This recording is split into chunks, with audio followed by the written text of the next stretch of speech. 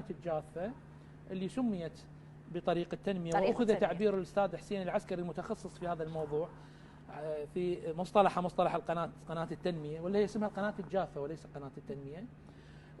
بحسب معلوماتي إلى هذه اللحظة الحكومة لم تعلن عن تفاصيل هذا المشروع. صحيح. يفترض الإعلان عنه يوم السبت القادم في اجتماع وزراء النقل دول الجوار ودول الخليج.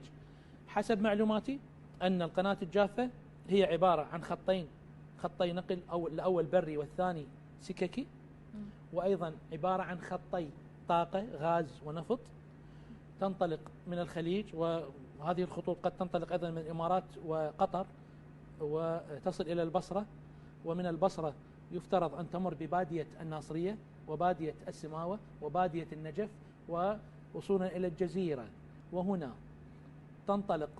لازم نرجع لها هنا الجزيرة، هنا عقدة. فيها الجزيرة يعني تنطلق إلى سنجار، التي عقد الكاظمي اتفاقا مع حكومة أربيل بتسليمهم سنجار، وهذا أيضا الأمر مرتبط بهذا الخط وطريق الحرير وصولا إلى تركيا.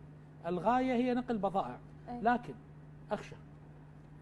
أخشى أن تكون وهذا المشروع هو للغطاء على مشروع أنبوب العقبة الذي سيتفرع من الجزيرة، هذه الخطين، خطي الغاز والنفط، للأنبار دخولا إلى الأردن وتمويل الكيان الصهيوني بالنفط والغاز بأسعار شبه مجانية.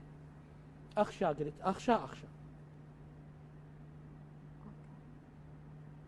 يعني أنت خايف أنه يستخدم أيضا؟ نعم، خايف يستخدم.